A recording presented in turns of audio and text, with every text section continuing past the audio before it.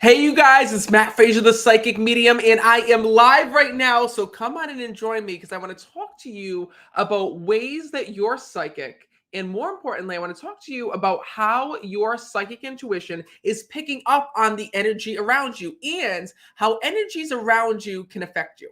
And first of all, before we even begin, I want to ask you a couple questions. Have you ever walked into a room and you just felt negative things there? Maybe you felt like somebody was fighting before you walked in. Maybe it was at your workplace. Maybe it was at a family gathering. Maybe you met someone for the first time and they just rubbed you the wrong way. The moment that you met them, they didn't have to say anything. It wasn't even in their demeanor. It was just the moment that you met them, you just felt something weird. Well, what I want you to know is that if you felt this, then you know that you have psychic energy. And what psychic energy is the energy that's shared between us. And when you're really intuitive, when you're really sensitive, you can feel things that other people can't. In fact, everybody can feel psychic energy. What psychic energy is it's the energy that's around us, around a place, or around an object.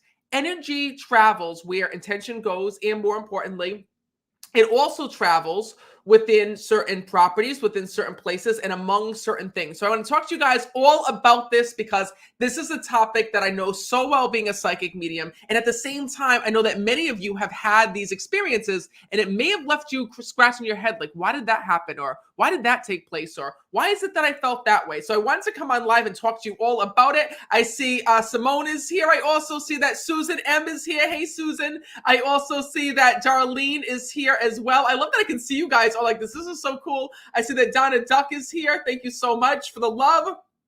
I also see that, who else is here? Oh, Andrea is here. I haven't seen Andrea in a while. Andrea, good to see you. I also see that Claudette is here from Ontario. I love that. All right, you guys. While we're waiting for a few more people to join, what I first want you to know is that energy is really an amazing thing because we share energy amongst one another, meaning that when you're around someone that's really happy, you can feel their energy. When you're around somebody that's really depressed or really sad, you can feel their energy. But energy travels beyond places. So, for example, it's like when you watch the news and you see sad and depressing things that are going on television, you can feel that energy, right? How many times have you walked by somebody that you've never met before? Maybe it's a homeless person. Maybe it's somebody on the street. Maybe it's somebody that you see that's upset and you just feel for them. Your heart goes out for them, right? How many times have you run into that situation where maybe you see somebody eating alone at dinner, or maybe you see somebody by themselves at lunch and you just feel for them? It's just a feeling that you get. Well, that's because you're sensing their energy. You can tell if someone's a good person, if they're a bad person, if they're someone who is really talented or gifted without even hearing them perform. It's just an inner knowing. But what I want you to know is what's really cool is that energy is traveling all around us. We're sending energy out, both good and bad, right? When we think good things about people, we're sending good energy out. When we think badly about people, we're sending that negative energy out, right? How many times have you been around people that are gossiping and you're like, all right, enough. I don't want to hear anymore. I can't deal with the negative energy. I can't deal with the negativity, right? Jim is saying that that's him all the time. I also see that Tiffany says, yep, she sure can feel it. I see Janine is saying the same thing. What I want you guys to know is this, okay? I want to talk to you about all of this energy because it might be affecting you in a different way. And that is that energy lingers. So if you've ever seen a psychic or a medium, right, during a reading, ask you for something of your loved ones or ask you for something that was special to you to get a stronger connection with you, what they're actually doing is reading that energy. For example, now every medium is gifted in a different way. But I remember when I first started doing events, it was actually really funny because people would come up to me when I went to give them a reading. They would try to hand me one of their rings. Like, oh, here, do you need this from me? Or here's a picture of my loved one. Do you need that from me? And my gift has never worked that way. You know, you can hand me something of your loved ones and, you know, I don't need that to perform a reading, but some mediums do. And the reason why they need that is because of the fact that they'll hold on to that item and it'll help them to channel that loved one on the other side or bring that soul in because this provides a direct connection to your loved ones, just like you do. But what I want you to know is this, okay, is that your loved ones aren't trapped in a ring or in glasses or in the pen that they used to write with. But everything that we touch here in this world leaves a trace of our energy behind. Just like if I were to dust this room for fingerprints right now, you would see all of my fingerprints here, Alexa's fingerprints here, Royce's fingerprints here, and paw prints from the cats, right? What I want you guys to know is that everywhere you go, you leave a little bit of energy in all different places. But primarily, you leave energy in your house, in your car, in your workplace, in the places that you visit, and also in your clothes, in the things that you hold on to every single day. So it's actually funny because I was doing a reading for this woman and she loved her husband's ring. And after her husband died, she became obsessed with her husband's ring because it was the only thing that she had of his that she felt close with. But she couldn't wear the ring because it was way too big for her. And she felt weird about putting it on her necklace because people would ask her all the time about it.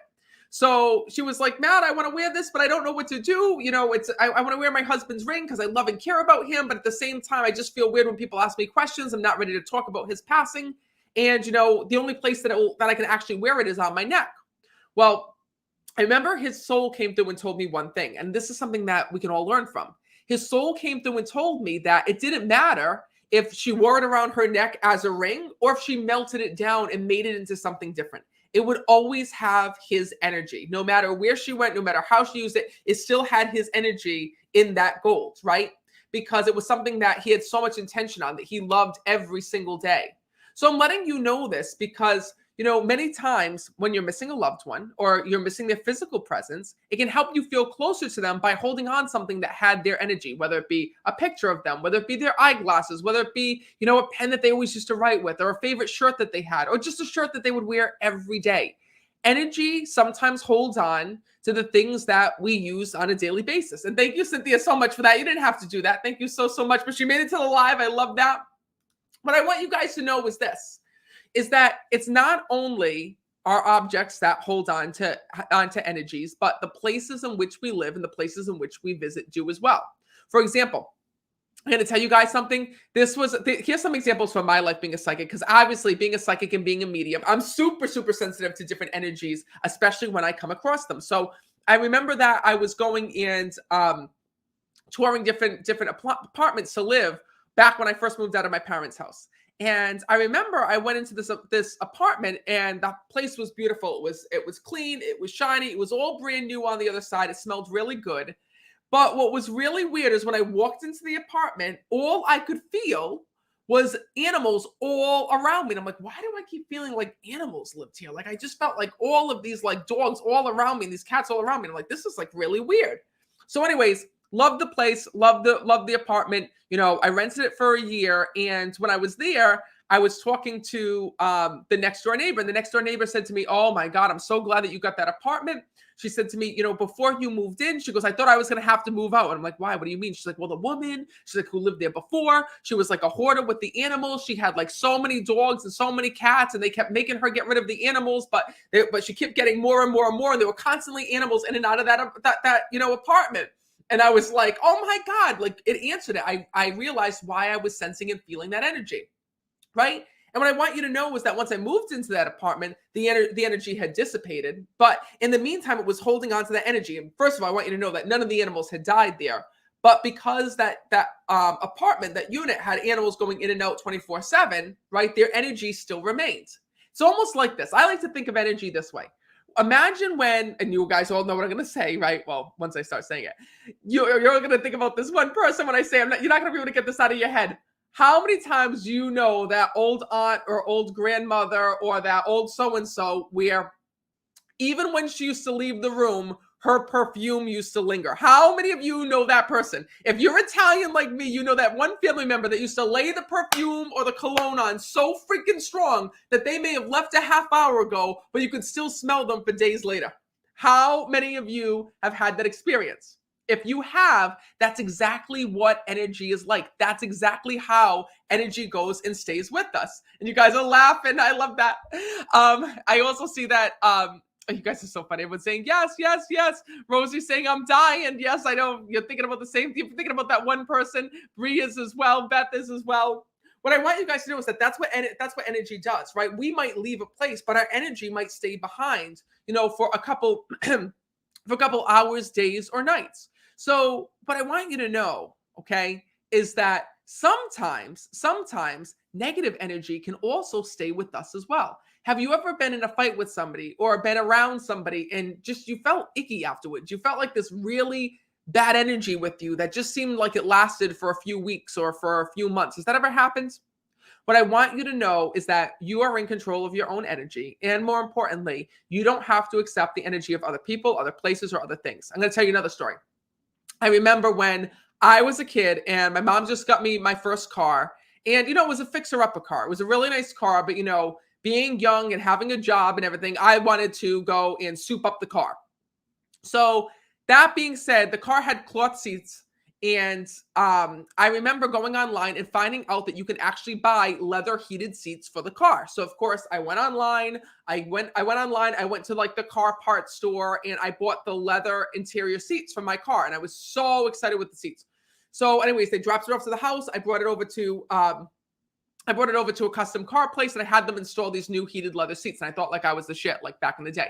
So anyways, we went and we went, my parents went and they dropped me off and I went to pick up the car.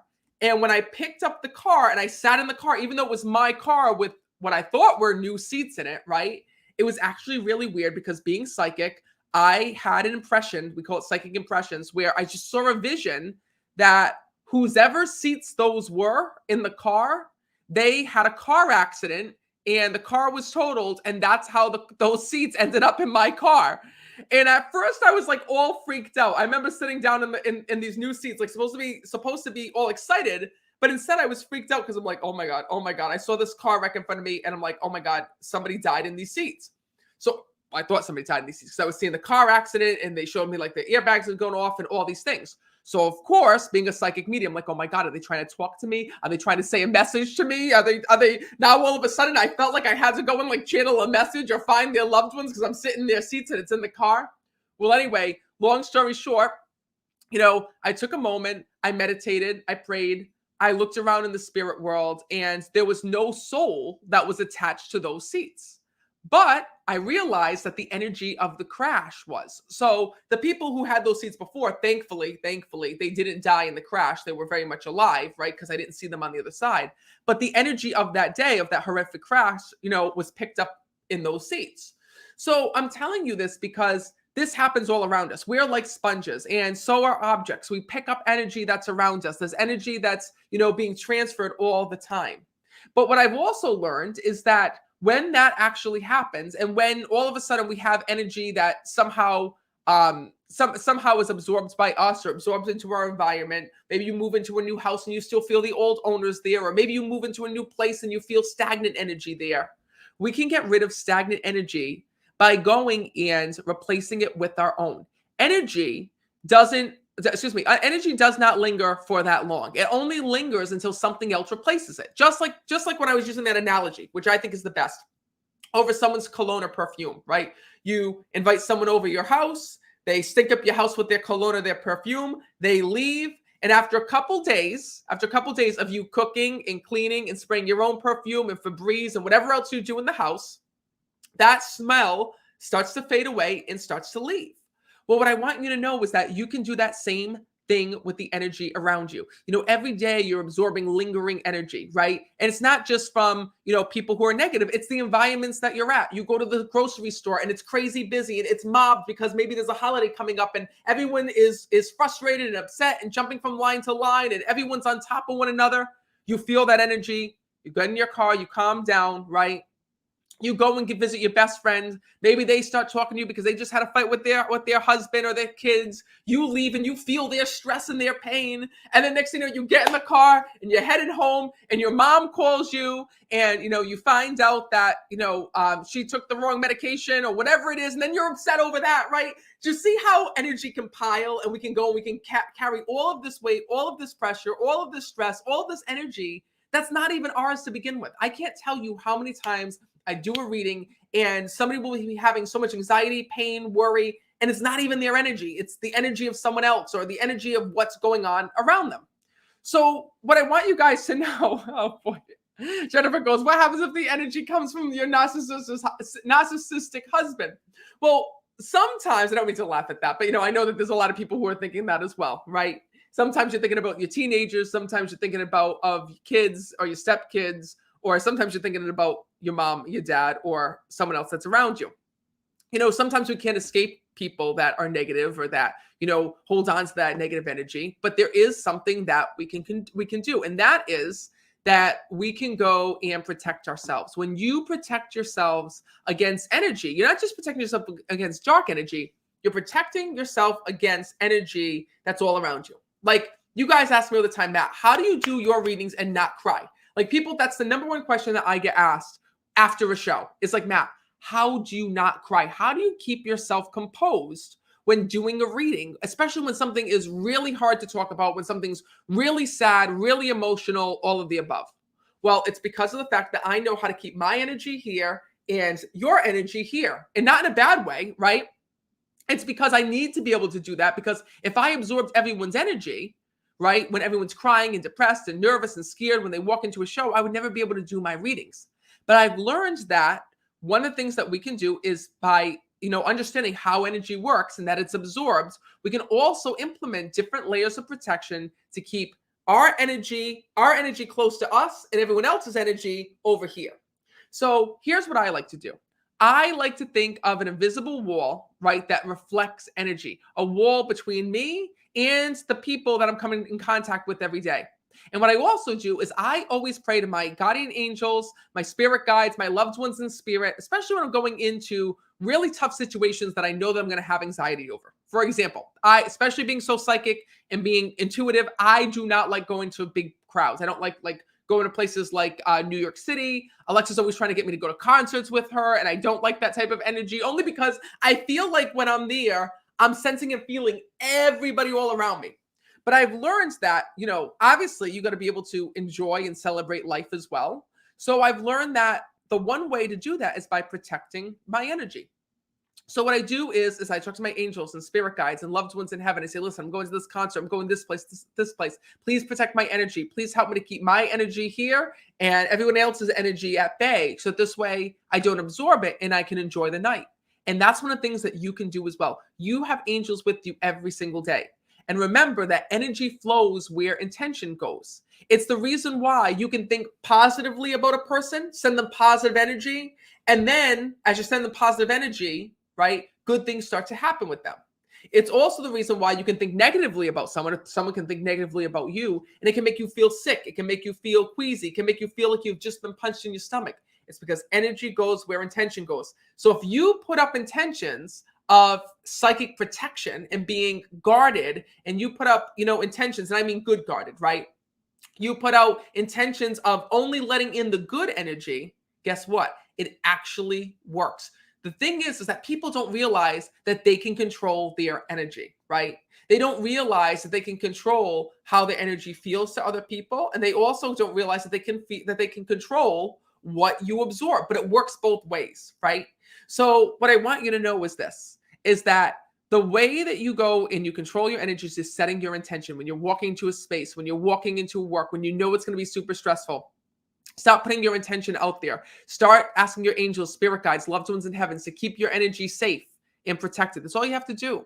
And I promise you, they will help you. And one of the other things you can do is that anytime that you're feeling you're absorbing other people's energy around you, just focus on white light surrounding you from head to toe. White light is the strongest version of heaven's energy.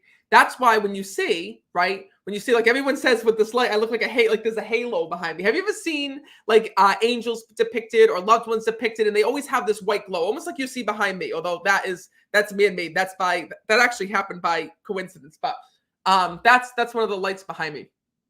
So what I can tell you is that the same way you see this white light behind me right now, anytime I see a soul that's on the other side, what's amazing to me with every reading is I always see this beautiful, beautiful, beautiful white light right behind them. It's the most beautiful, purest white light that you could ever possibly see. And the reason why is because they come from heaven, and white light is the purest form of energy.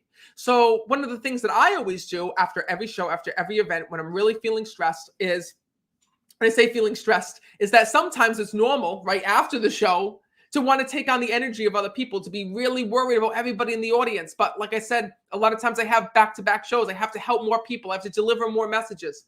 So here's what I always do. I always envision white light always around me. White light is like taking a shower, right? When you go and you focus on white light around you, what it's doing is that it's scrubbing away and purifying all of your energy and removing all of that stagnant, negative, self-destructive energy that you may have gone and absorbed from other people. And this is something that you don't have to be psychic to do. It's something that you can use. You call upon the white light. It's an energy. So the same way that you can call upon good energy in your life, the same way you can call upon lucky energy in life, you can call upon white cleansing energy, white light cleansing energy. You call upon it, and it will eliminate all of the dark energy around you, because dark energy can't live in the light, which is the reason why our loved ones in spirit always come from the light. And it's the reason why when they come through to a psychic or medium like myself, they love to be able to help you. They love to be able to show you how they're working with you in your life.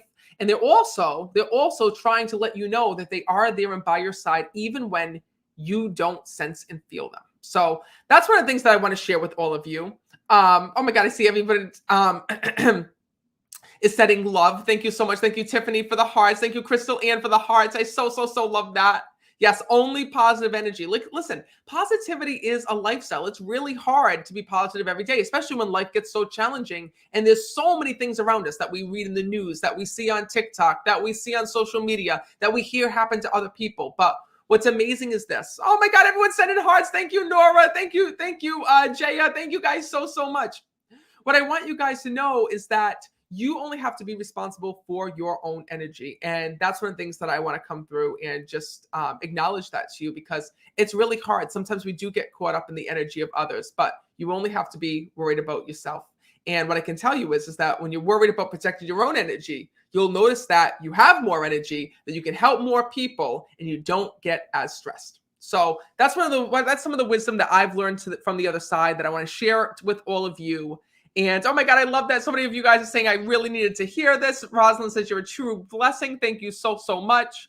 Oh my God, I love that. Andrea goes, Matt, that's why I love listening to you. Just positive energy. Andrea is like the best. She's gotten read at the online readings twice already. She's been to like every show. I absolutely love her. Thank you guys so much for all the hearts. And Doug is saying I really needed to hear this. I'm so happy that you're here, Doug. And by the way, this is really important. If you guys would like a reading with me, Andrea is one of the ones. You can ask her all about it. She actually got a reading with me during my online group reading. So look at this, you guys. This is absolutely crazy. This is my website live right now. Take a look at this. Everything is sold out. All of July is sold out. Look at sold out, sold out, sold out, sold out. All of August is completely sold out. Guys, these are the last online readings that I have. These are the ones. September 2nd, September 3rd, and September 9th. You guys see that? September 2nd, September 3rd, and September 9th. So if you would like a reading with me, you got to go to my website.